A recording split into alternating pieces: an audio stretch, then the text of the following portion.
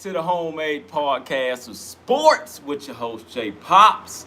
Guys, I am back. I am back coming to you from the comfort, right, of my own home. Okay? I'm out here in the gorgeous small town of Conroe, Texas, that now holds about 91,000 of us out here. Okay? But I'm out here uh, quote unquote Panorama Village, Texas, right? But really Conroe, Texas. But this is in between Lake Conroe and then Conroe, Texas itself. Okay, so guys, welcome back to the podcast. It has been a very long time. I told you guys when I came back, I want to come back with just, a little bit more. I've not gotten there yet, but I said, the hell with it, man. On the ride home, I was thinking about it. I was like, man, you know what? Why wait, right? SEC Media Days is here.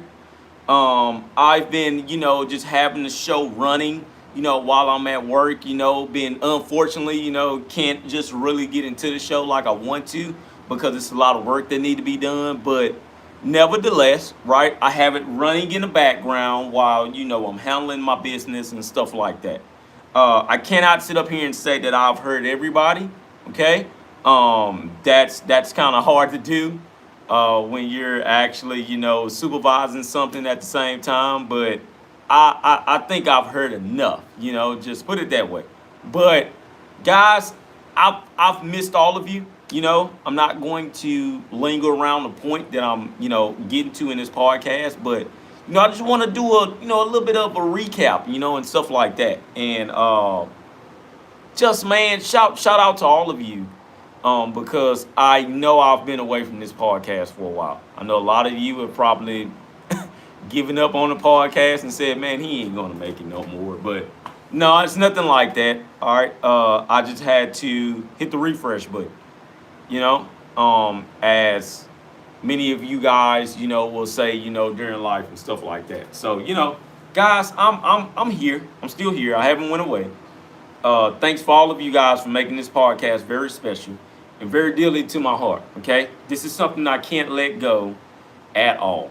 All right, so guys, let's talk about it. Let's talk about it.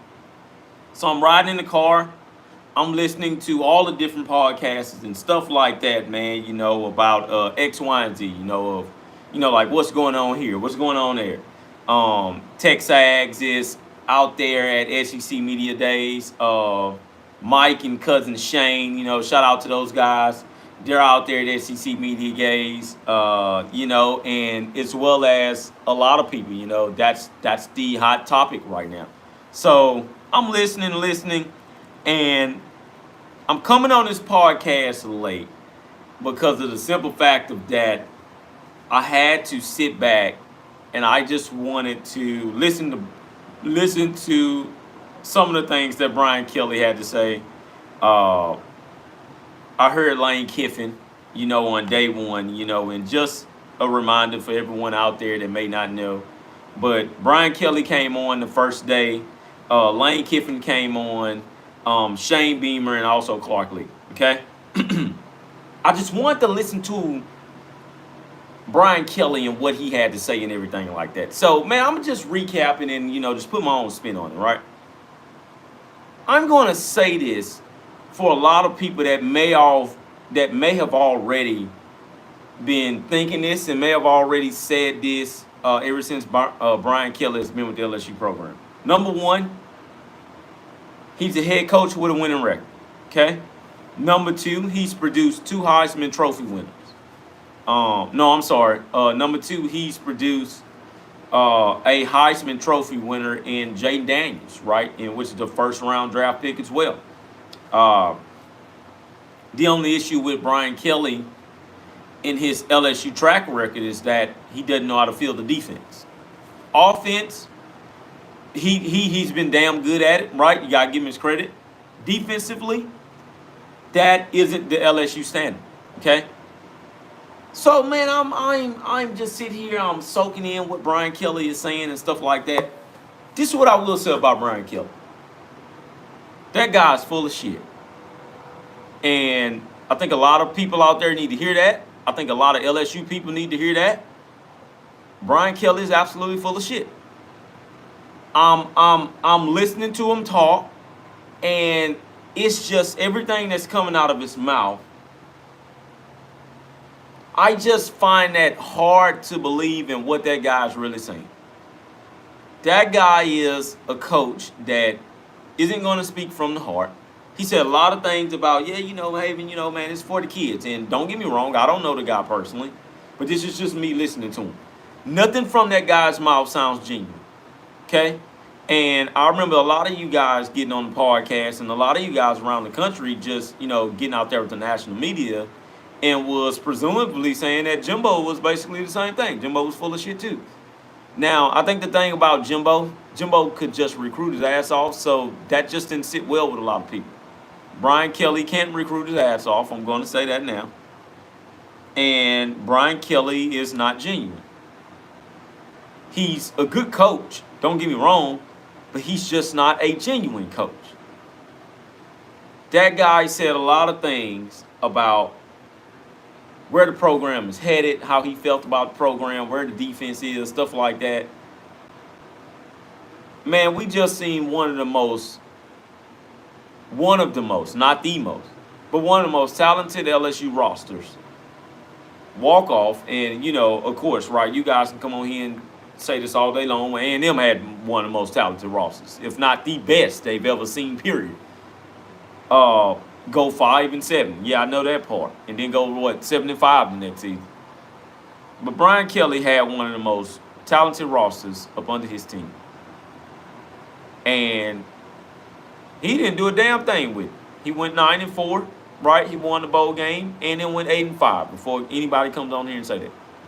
But if you were to tell me that I would have had Garrett Nussmeier and those receivers that he had, right, that in which I think one committed suicide, right, God rest his soul, but he was a first-round draft pick.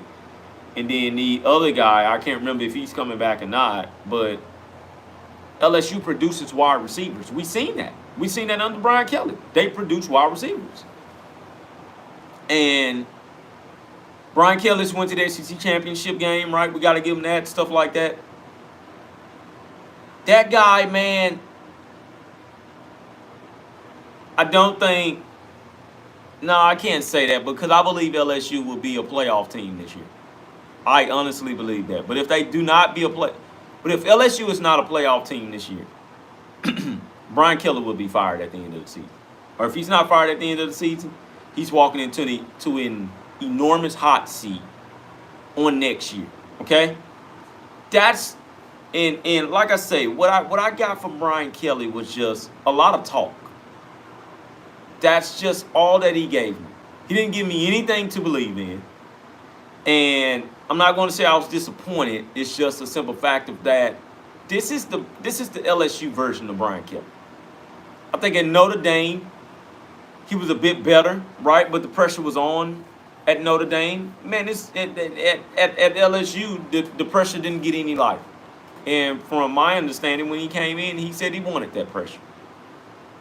He kind of sounded familiar to Jimbo Fisher.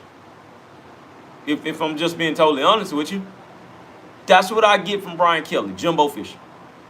And I don't know if that's just a Scott Woodard thing, right, which the AD over there at LSU. I don't know if he just goes out and get guys that is basically just coming for the money.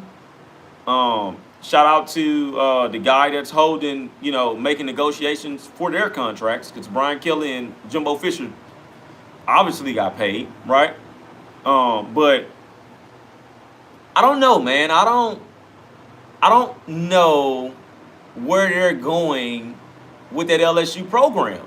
And I say that because they're in the hands of Brian Kelly.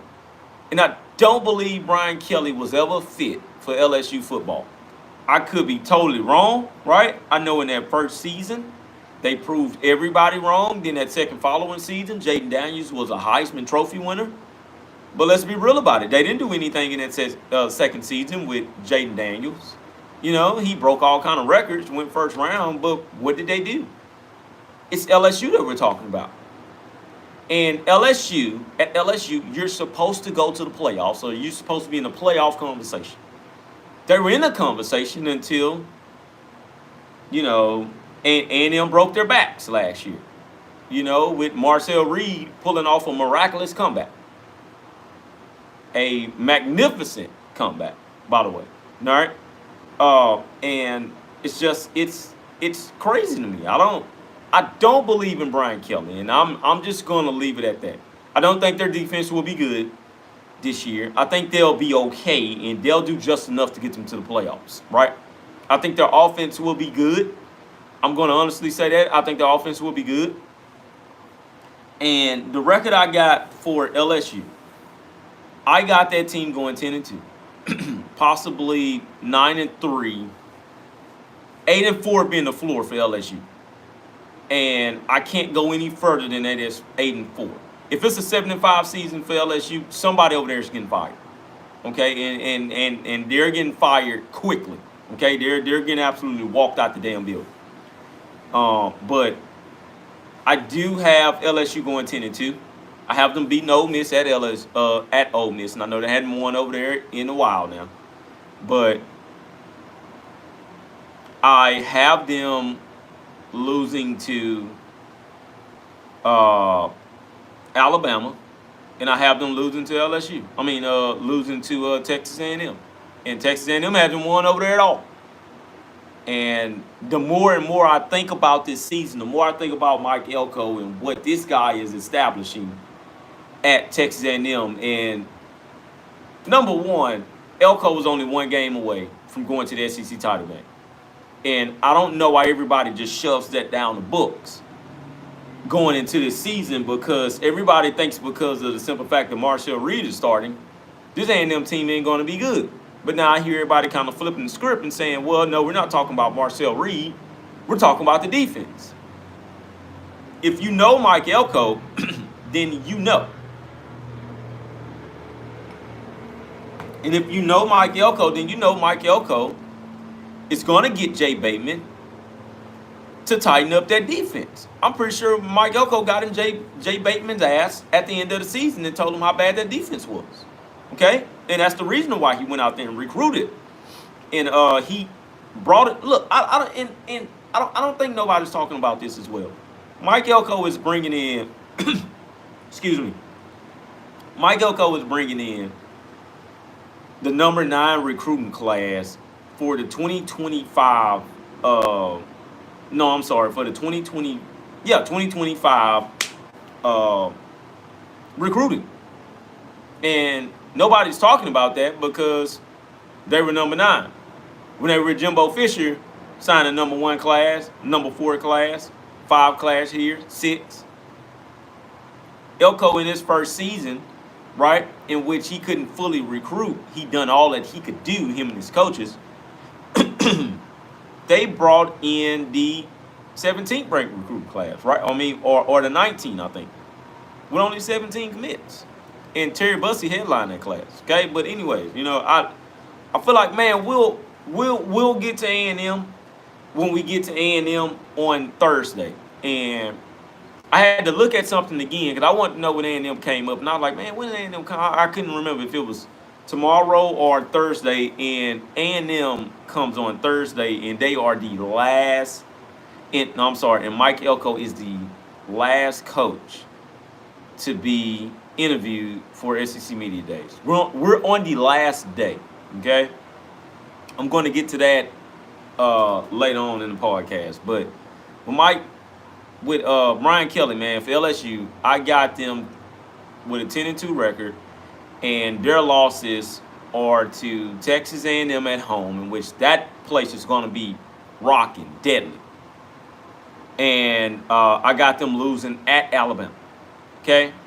I have to see it to believe it at Alabama, in which I'm going to watch that game. Everybody's going to watch that game. But, man, I have to see it to believe it at Alabama. All right? But I do think they'll lose to Texas A&M this year at home, which will be the first ever since we've been to SEC. But that's just me not believing in Brian Kelly, man. I'm sorry. And I could be totally wrong. I was wrong about it the first season. But as the season went along, I think he's coming into his 4th season now. I don't see that guy winning the national title over there. I see him getting to a playoff, but I don't see that guy winning the national title over there. Okay? All right. Lane Kiffin. This is what I will say about Lane. Lane has grown the hell up. Okay? And he still made that smart ass comment about what he said 2 years ago about Texas A&M buying their recruiting class, and he's saying something, I said this about the luxury cap and luxury tax or whatever, because of the simple fact of that A&M got the #1 class, right? We all remember that. Lane had something to say about it. Nick Saban had something to say about it. Other coaches around the country had something to say about it because of Sliced Bread making a damn fake article, and whoever the hell Sliced Bread is. But Lane has grew up from that time frame for me. With Ole Miss, I'm not necessarily down on Ole Miss, but Lane said some things in there, and he presumably told the truth about certain things about with the transfer portal, recruiting, NIL and stuff like that, man. But he did explain that his roster did lose some guys, okay, in which they naturally did. Like, that's going to happen with this transfer, and it's going to happen with Lane Kiffin having by far one of the best rosters that Ole Miss had seen, because he brought a lot of those guys in that were transfers, and let's face it, he bought a lot of those guys, okay? He bought a lot of them, and they put a lot of time and effort and money into bringing those guys over. The problem that I have with Lane is that although Lane showed you that he can win a big game, right, because he beat Georgia last year, Lane also showed you that it's still bumps in the road so far as where he can actually get that program, and so far as where he can actually get himself as a head coach. Now, I don't know if that's just an Ole Miss thing, right? Or that's just a Lane Kiffin thing, but he's grown so much to where he used to be. I'm still not a Lane supporter like that, but he did show me at that press conference, man, he's really, really grown up, okay? And I think that Ole Miss program is going to be good. I think their ceiling is 9-3, being that their quarterback has no legit experience, but Lane is going with a quarterback that he trusts with his own development from out of high school and stuff like that. So I think this is the first time we're going to see Lane as the head coach at Ole Miss, really bringing a guy that he developed from out of the high school rankings. All right, Austin Simmons was not a guy that transferred in. Austin Simmons was a guy that Lane went out and he recruited, okay? I think that's good for him, and I think that's good for the program, and I think that's good for his development, man, because we really do have to see that. All right, and I'm excited to see what Lane does as a head coach now, with him having to go out, and he has this certain expectation in that Ole Miss program that has never freaking been there. It has never ever been there at all, okay? And Lane gets a chance to prove himself as a head coach and prove himself as a guy that was also up under Nick Saban, okay? And they asked him a question, about, Sark and, Kirby Smart, those guys, hey, what do you think about, those two head coaches? And he did say that, man, I think those are two guys that's not only in this conference, but those are two guys that are head coaching to where many people are looking up to their programs and trying to get to where they're at, okay, and stuff like that. And I really like that, man. I really, really like him telling the truth. Now, let's keep it real. That's his two boys. They all grew up under the same roof, which was up under Nick Saban, stuff like that. So I get it. But I think Lane is going to be good. I do have them going 8-4. I do have them losing to Georgia this year. I have them losing to LSU, obviously. Um, I don't know where the other two losses are at, but I'm going to have to really look at Lane's schedule. But I do have them going 8-4 this year, and that's not a bad record by all means. But Lane has put himself into certain expectations to where this is what Ole Miss expects now. Okay, and that's where you want to be. That's where you want to be as a head coach. And this is how you get called up to these big premier programs, and stuff like that. So I'm really intrigued to see what they're gonna do. And like I say, man, I just like the fact that Lane is actually growing his ass up already. All right, so we move on to South Carolina and Shane Beamer. So South Carolina is a very interesting one to me. This was not only by far the best coaching job that Shane Beamer has done in his entire coaching career, because he's been at South Carolina, obviously. But this was the best roster that South Carolina has ever had ever since the guy that was the head coach over there at Florida, years ago. I can't think of his name for whatever reason. I don't know why, but I can't think of his damn name. But this also is going to let us see this season, okay, Shane Beamer, how far have you come as a head coach? Because with me, right, my opinion on South Carolina. South Carolina is as good as the head coach Steve Spurrier, right? Shane Beamer had one of the best South Carolina rosters ever since Steve Spurrier had been there, right? Not since Will Muschamp, but since Steve Spurrier has been there. But this is me with South Carolina, and like I say, South Carolina is going to go as far as their head coach takes them. But to my understanding, they're also going to go as far as Lenore Sellers takes them. It's a lot of people high on Lenore Sellers. I'm not. I am not one of those guys. I'm going to say that again. I'm not high on Lenore Sellers. I get it. He was good in the back half of the season.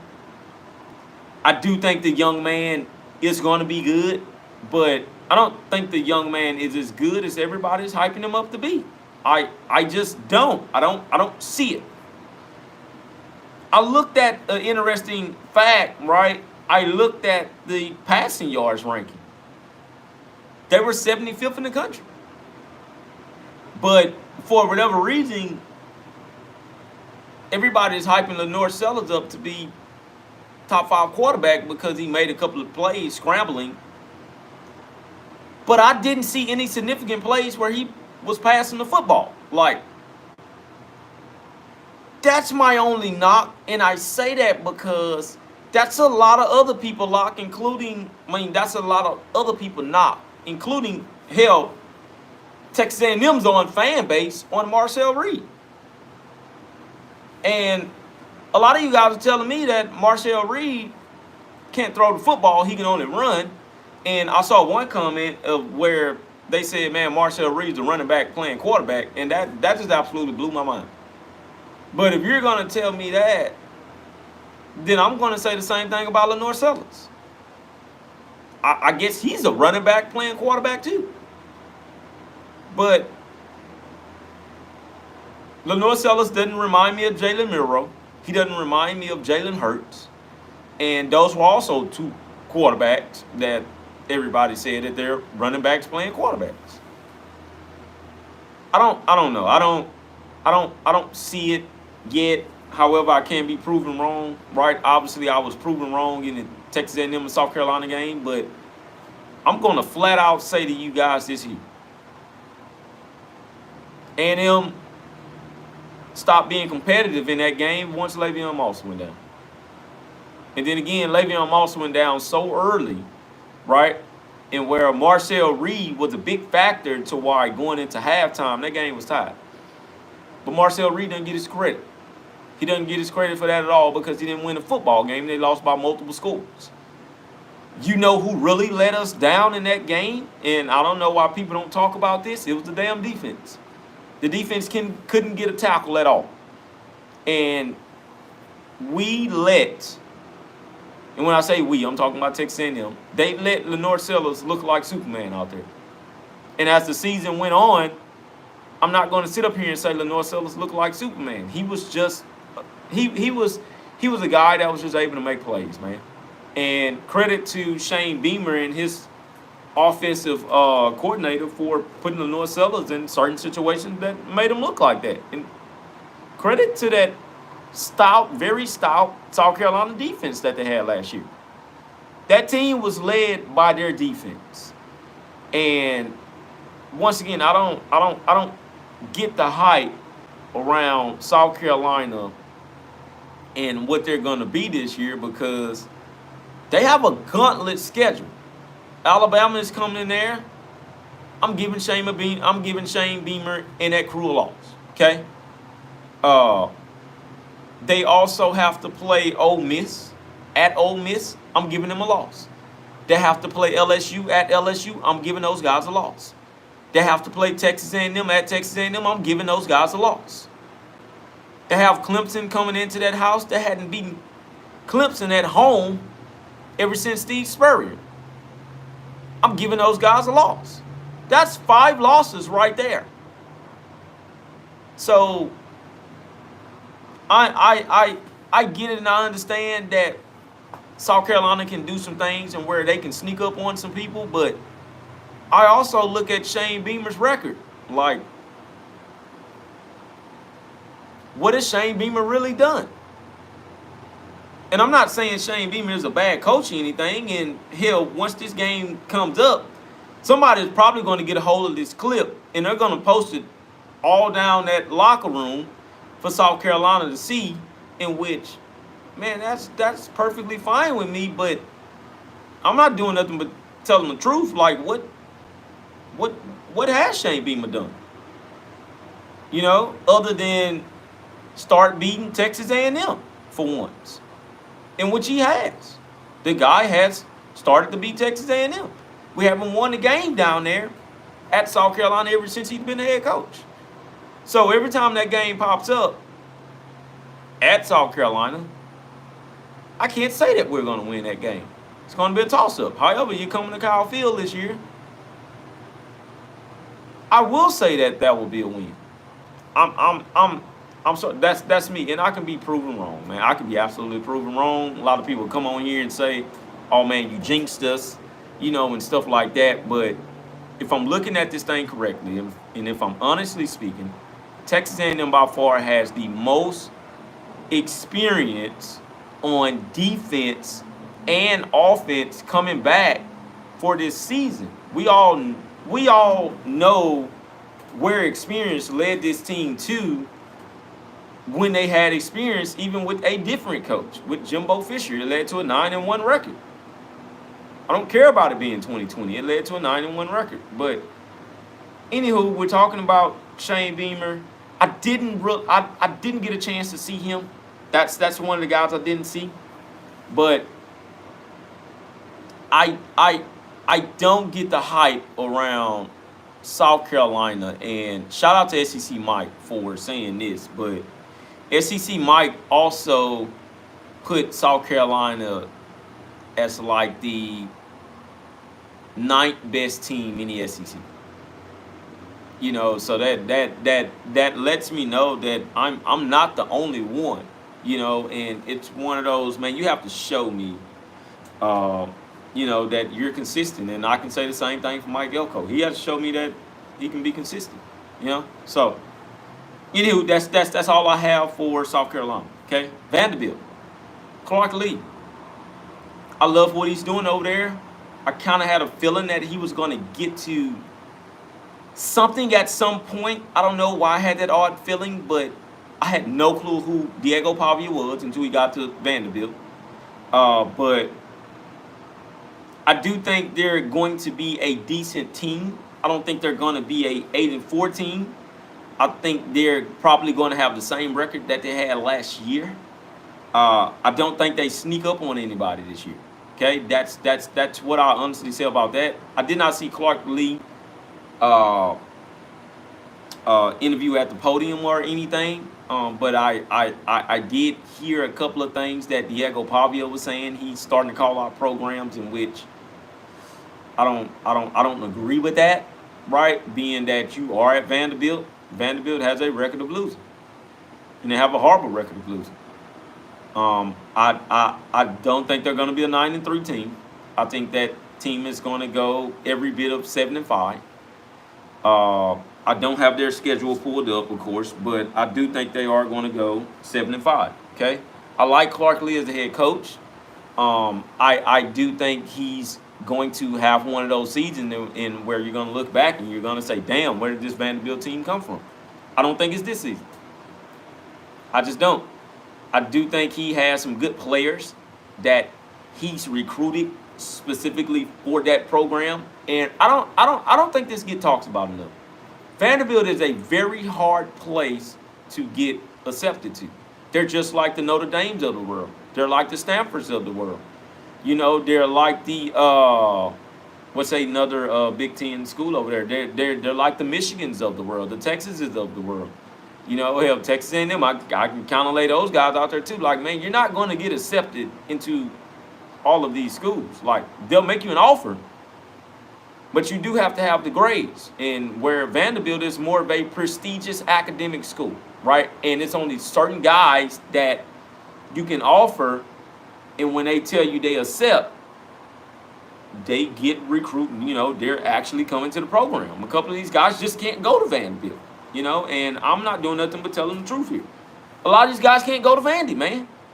I'm sorry. And that's the only reason why Vandy has the record that they have is because of their academics. They have a low acceptance rate.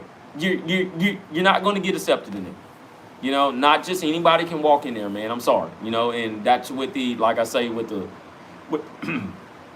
that's with the Notre Dames of the world, the Stanfords of the world, the Harvards, and the Texases, and stuff like that, man. Academics does play a part in this, okay? But Clark Lee has guys in there that has experience, right? A couple of those guys have been with him.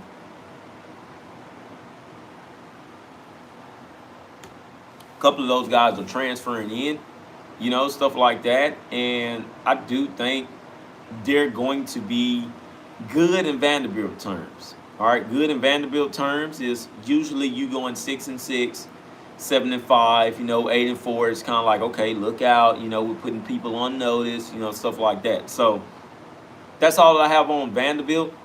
For whatever reason in my mind, I do think they're gonna have a good defensive line, probably top 6 in the SEC. So that's all I'm saying, man. Just look out, okay? That's the only thing I got from Vandy. Auburn, right? Hugh Freeze. I didn't get to see his, in which, in my not opinion, but from the thoughts, the things that I've got and stuff that I put into my mind, Hugh Freeze was very interesting at that podium.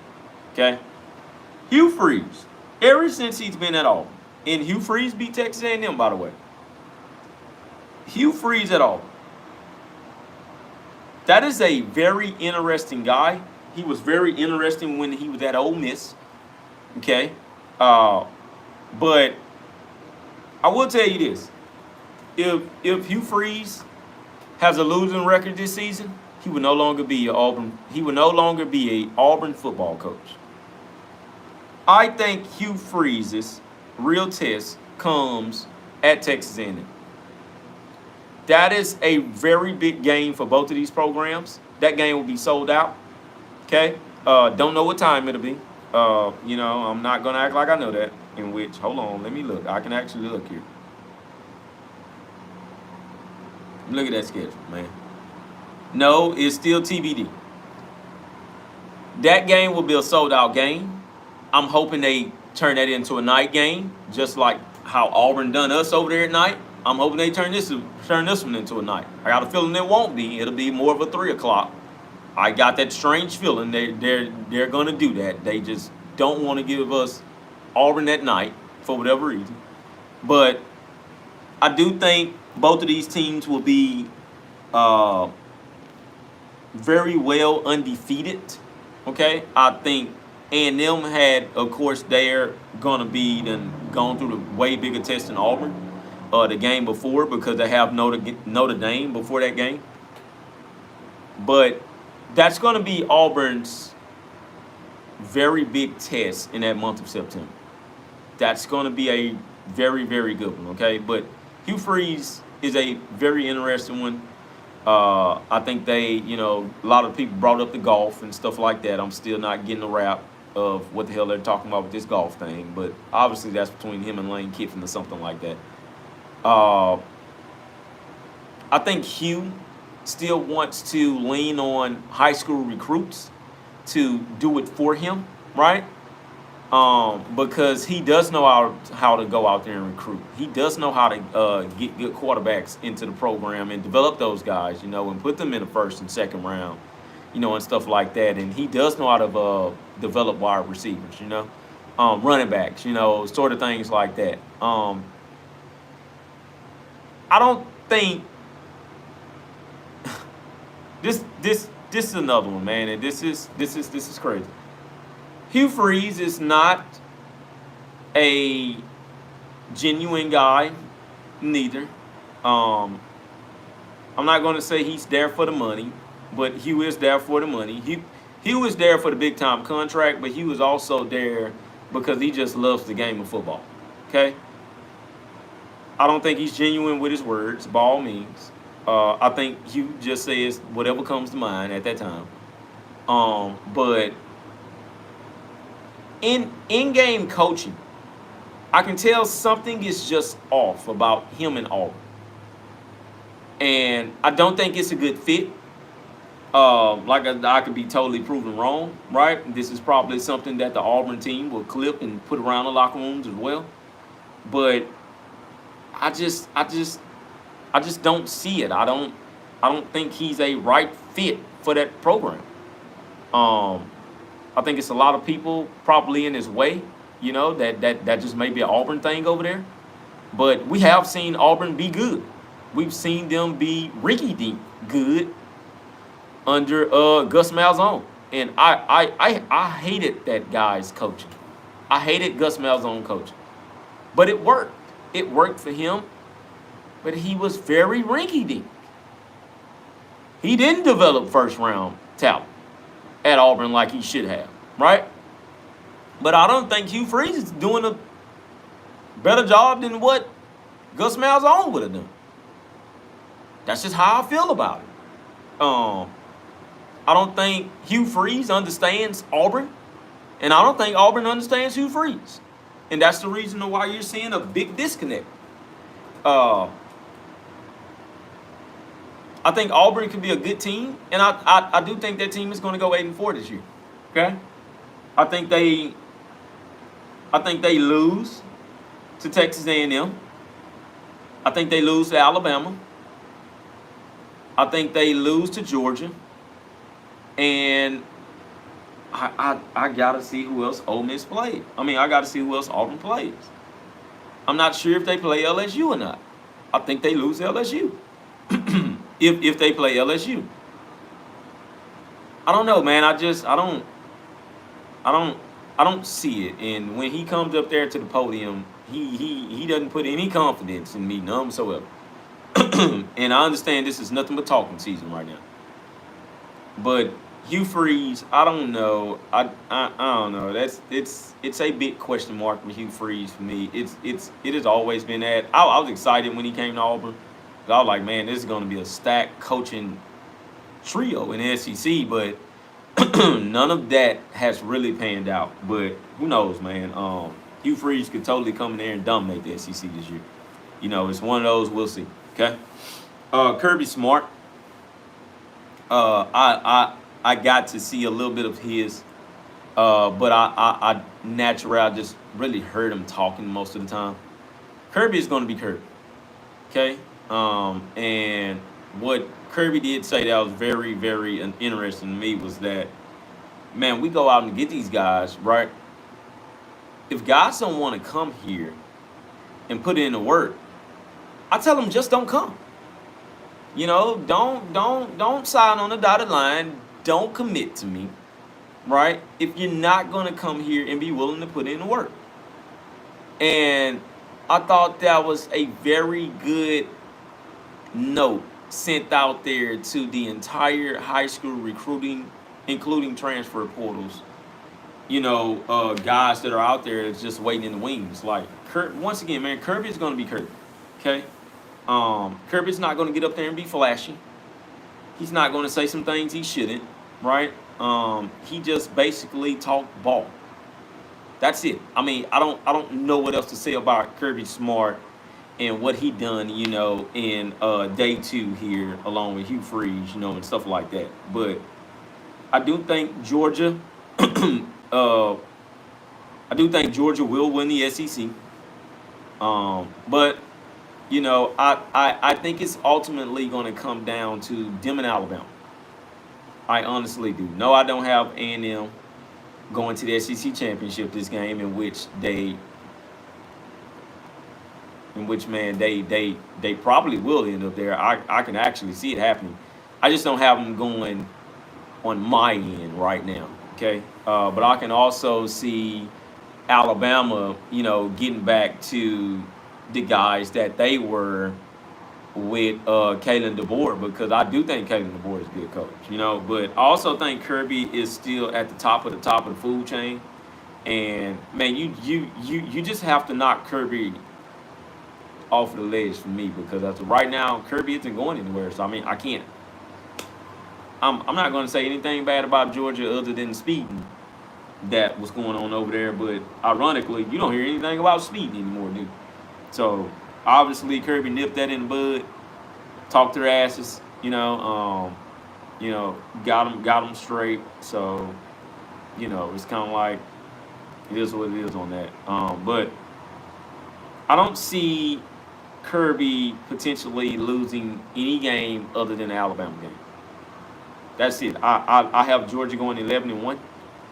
Um, I understand Gunnar Stockton. He has no experience. I understand this part, but I do have them going 11-1. That's just me. I don't think they'll produce 1,000-yard wide receiver, by the way, regardless if Noah is over there. But I do think they'll be better at that receiving position. They won't drop as many passes like they done on last year.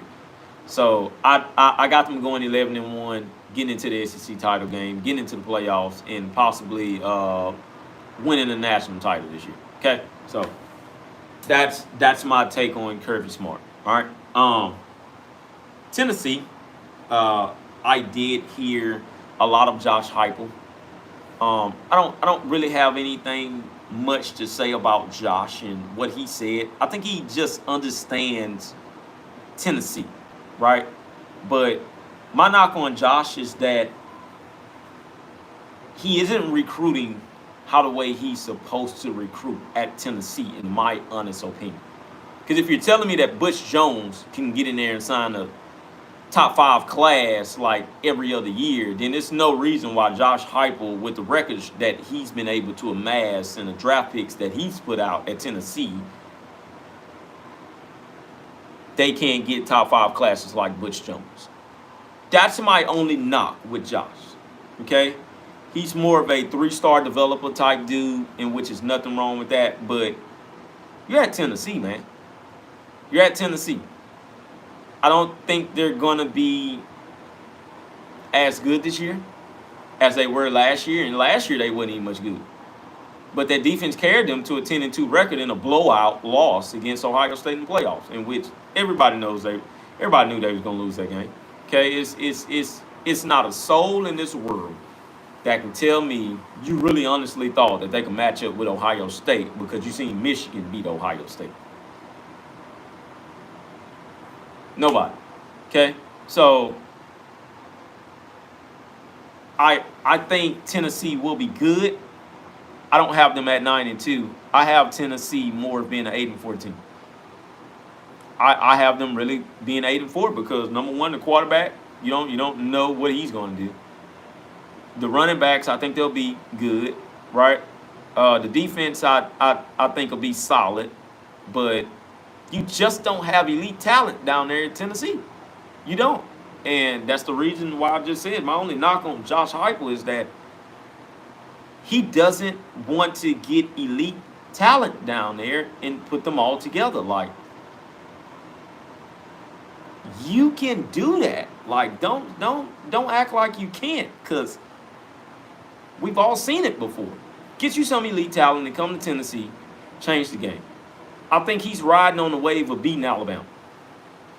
In my honest opinion, he's riding on that wave, and he's yet to beat Georgia. So that's my take on that. Okay. Last but not least, Texas, and I've seen somebody had commented in the first part of the show. Don't know if he's still listening or not, but I got a couple of inboxes about this as well, and I seen a tweet go viral. I didn't know that he came out to the Aggie War Hymn. I have no clue why they done that. That was just a honest mistake. But then again, hey, Billy Lucci, if you're listening, Texags, did you guys pay the people or not? Right? I'm just throwing that out there. Somebody may have paid them from Texas A&M. We all remember when Texas was coming to the SEC, it was being broken. Well, the news was being broken to us, and which was crazy. And a lot of people say that we paid a lot of people to say that, so we can't, spark it up. But who knows what happened there? But I'm really starting to come around on Steve Sarkisian, right? Regardless of the rivalry and stuff like that, I was a guy that I didn't have any faith in Steve Sarkisian because I was looking at the guy's record. Okay, his record was more of a losing record at the previous teams, and then that first year he went 5-7. I think we all know why he went 5-7, and I like the way how he brought this up, because in his interview, and any A&M fan can tell you this if they watched an interview, he said some of the most classiest stuff I've ever heard from that man ever being the head coach of Texas. Okay? He said this here, in my own words. I had to build this thing, the foundation, piece by piece. But the academics didn't get talked about enough. He said, man, when I came in, we went 5-7 that first season, didn't have no draft picks at all. The second season, right, we went 8-5, had a couple of draft picks, like that kind of, that was setting the mantra and where this thing was, steering to go. Third season, went 12-1, 12-2, won a Big 12, and then that fourth season, right, our first year in the SEC, we go, 12-2 again, get to the conference title game, but don't win the SEC championship. He say the thing that was lying in the background of that 5-7 season was academics wasn't up to par, right? So he said the guys around me, especially the ones that deal with the academics, those are the guys that deserve the most credit, right? And basically what he said was that every year we made a change to our academic rating, in which was the GPA. We made a change to our GPA rating. He say, man, the guy started like 2 point something, then it went up to 2 point something else, and then that next following year, which was the 11-1 conference title season, the GPA went up to another standard. And then he said this following year, right, which was last year, the GPA went up to another higher standard. So the more the GPA went up, the more the wins went up. I found that very interesting, man. And I love how the way he broke that down and basically said academics counts. You have to be very smart. And you do playing sports, man. You have to be very smart playing football, baseball, basketball, soccer, hockey, lacrosse, bowling, pickleball, whatever. You have to be very smart. You can't be naturally dumbfounded. You have to have some type of academics in there somewhere. And I love how the way he just broke it down and built it back up. Broke it down, built it back up. Broke it down, built it back up. I can see the direction that he's going with the program and with those student athletes. I found that very, very encouraging. And now I know what he's changing over there with that program to make it likable again, right? And he kind of spoke about recruiting, and stuff like that, man. And he was saying that, and he mentioned this, right? You guys give him his credit. He said that, man, with Texas, we weren't winning, and we were in a conference where we weren't winning, but when we started to win, we started to bring those guys, back just little by little. And he was pretty much, talking about, like the in-state kids and stuff like that. But when we went to the SEC, in which we had seen Texas A&M we had seen Texas A&M already, doing this or whatever, and he was saying that we seen guys from the state go to Texas A&M because they were in the SEC, and he didn't say anything about winning, nothing like that. But he said, but because of them being in the SEC, guys were willing to go over there just a little bit more than they were willing to come over here to the Texas program. But he said, man, once we got there, right, the reason to why we're able to recruit like that is because of winning, but also because we're now a part of the SEC. And he also said that we're not only recruiting Texas, we want to recruit the entire Southeastern Conference, right? That was very smart. You can tell that not only him, but also Kirby Smart, right? Lane as well, if he just gets his head out of his behind. But those guys, as well as Jimbo when he was here with the program, those guys learned recruiting while they were with Nick Saban, man. Nick Saban was the best recruiter ever, right? He's the GOAT at it. And I can tell he learned a lot from him, and he learned what it took to get those guys to a program, all right? I really admire that. Steve Sarkisian has come a long way. I like him as a head coach. I think he is going to have that Texas program being good for a very long time. And it's just going to be all up to them if they can get over the hump or not, okay? And get over the hump by getting to the national title game, getting over the hump by winning the national title game. I'll keep it real with you. I do honestly think he will win a national title there. I don't know when that'll be, but I do think he will win a national title. They did interview Arch. Of course, everybody heard it, right? Arch was the main attraction. I looked at that interview with Arch Manning. I like that guy as a person. He's a very good guy, and he spoke on Marcel Reed. He said, man, I talked to Marcel, and stuff like that, man. We chatted, hung out, and he like, man, Marcel is a really cool guy, man, and Marcel is going to be very good, okay? And he's like, man, I can't wait until that game does come up, and we get our chance to play each other, being the starting quarterbacks at, in my own words, pretty much premier, big time premier Texas programs. And let's keep it real here. Texas A&M and Texas are the two premier programs in the state of Texas. Regardless if they're winning or not, they are the premier programs. That just is what it is, okay? A lot of people don't have to like that. I don't care if people don't like that or not. But these are the two premier programs. And these guys are going to battle it out with recruiting, and they're going to battle it out with winning, regardless to that win and loss record, in which is pretty much lopsided, right? Which all time, understand that. But at the end of the day, man, these guys do know each other. I do think Steve Sarkisian is a good head coach. I do think he's taking those guys in the right direction, and that's what Texas wanted. I do think he's all in on Texas. And I think he's going to be there for a while. I think he's going to be there for a good while, okay? But just to cap that off, right, I do have Texas going 9-3. I think they're sealing is very well at 11-1 with a berth to the SEC championship game.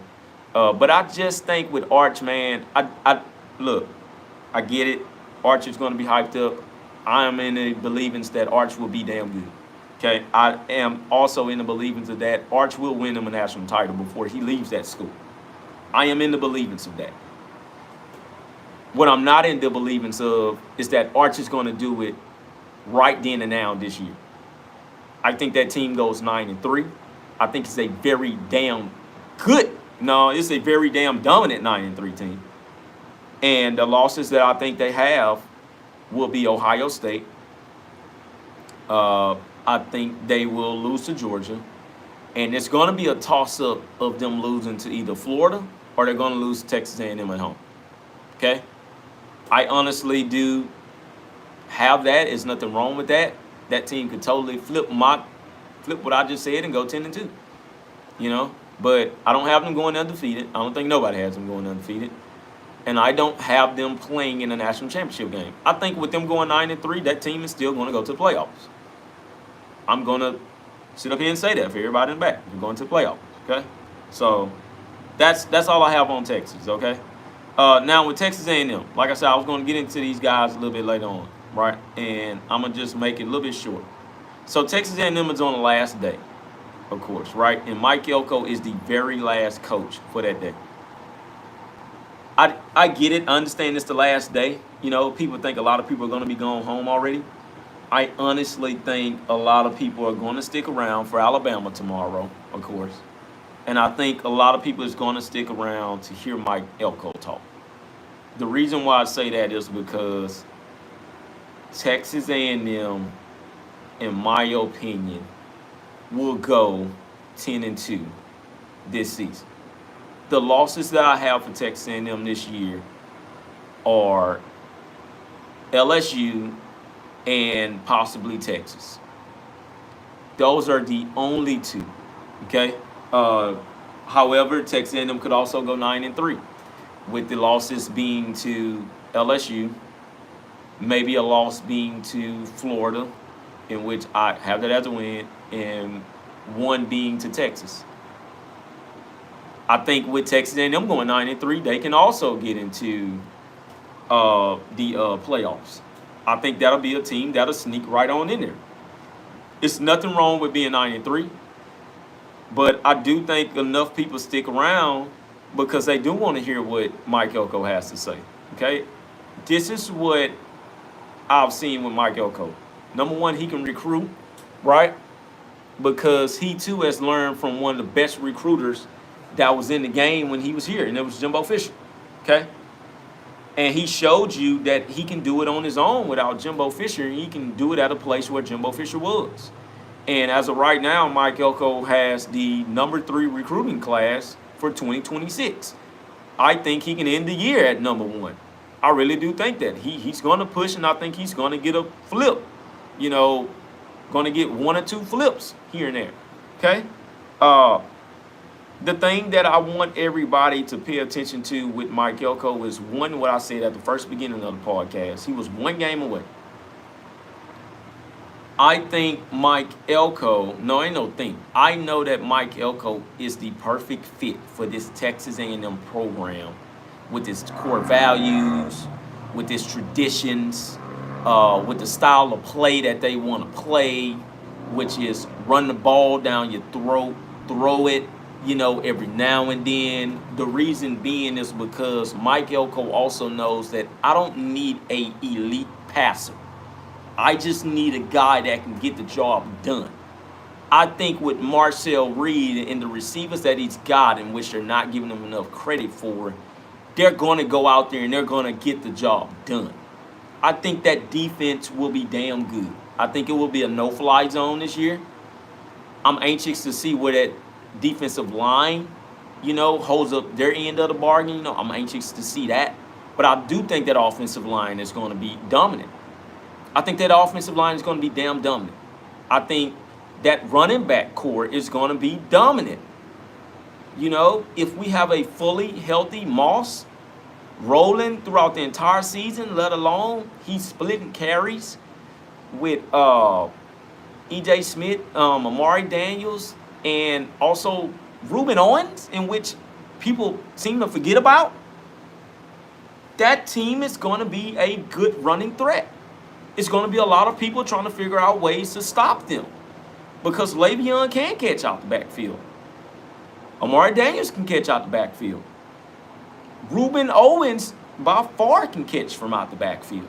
These guys are going to be screen pass playmakers. I think that people stick around because they want to hear what Mike Elko has to say about his Texas A&M team in year number 2. I think year number 2, that guy takes the biggest leap that we've seen since anybody. Not Jimbo, not Sumlin, because Sumlin took a dip down and kept dipping down. Jimbo took a leap in his 3rd year, not the 2nd. I think people want to see, Elko, can you stay consistent? Regardless if it's 8-4 again, but can you stay consistent with some records here that we just haven't seen in a long time? God forbid he gets to 10 wins. Elko, if you get to 10 wins, finally, we made it. We made it. And it's crazy to say for a program that they crack jokes about that goes 8-4, Texas 8-4. Well, at the end of the day, 8-4, yeah, it's mediocre, but 8-4 is still good. That's good for a program that's actually seeing that, no, man, we can win. We just need to win one more game to get to that 9. And then after that, go to that bowl game, win you that 10th game. But it's a program that has shown you we can do the 8-4 thing. Can we finally get the 9, right? And I think a lot of people just wants to sit. They want to ask Mike Elko, hey, well, what do you think about, Mike, man, just give us a visual, because a lot of people are having it to their mind that A&M is going to be damn good, but a lot of people are doubting it because they went 8-4, 8-5 at the end of the season last year, and because Marcel Reed's that quarterback. I'm just a believer that Marcel Reed is going to be good. And I don't think Marcel Reed is going to look back. I don't think Colin Klein is going to look back. I think a lot of us just want to see what Colin Klein has to offer again, right? Like, what more in the bag of tricks do you have to offer for Marcel Reed now that he is the full-time starter, right? Don't look at the spring game.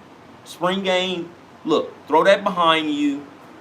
Don't look at that. However, with receivers like KC Concepcion, Mario Craver, Terry Bussey, those guys, and not to mention the tight ends, which is Amari Nablack, something like that, I think you pronounce his name. But with also, Shane Calhoun, he hadn't left yet. Theodore Milano-Ostrom. How do we use those guys just a little bit more this year? How do we use these packages, right? How do we use these dynamic packages with Marcel Reed into play? That could be a good thing. Then again, that could be a bad thing, man. It's pros and cons when you're trying to mix Marcel, you're trying to mix that running back room, trying to mix that wide receiver room, tight ends, just everybody all in motion. And I think it's going to be very hard for those defenses to gravitate on who the hell do we go after. And I just think that's the reason why everybody sits back and they want to see what Elko has. I love it that they're on the last day. I didn't like it at first, but I love it that they're on the last day because a lot of people do want to see where this Texas A&M program is going to go because you were that final team that was there with Texas battling for that last spot in the SEC title game. So, I just want to throw that out there, So, that's all that I have for you guys, right? I've been going on for about an hour and 4 minutes. I have to go in here, go and eat, take a shower. My family is probably going to talk about me because it's about 10:30 now, 10:24 to be exact. But that's all I have for you all, man. All right, I missed the show. I'll be back tomorrow. I'm trying to get everything acquainted in the visual of how I want to do this timing. Like, do I want to do it late? Right? Do I want to do it early? You know, like I gotta hit that time spot where it's right for a lot of people, and hit it to right where it's the time where everybody's winding down and just like, man, let me just click on YouTube and watch something. You know? So shout out to all of you guys out there. I love the simple fact that the Aggies are coming from out of the woodworks, right? We've been here, right? We love our football. We love our sports. But it's starting to be more and more Aggies popping up and doing these podcasts.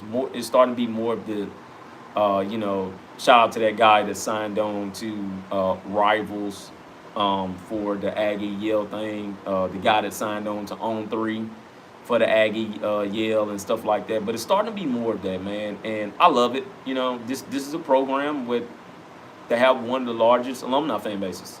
Okay. We have some of the deepest pockets in all of college athletics, you know, let alone some of the deepest pockets, just period, as donors. Okay. So I love all of you, man. Shout out to you guys again. And one time for the one time, hashtag Giga.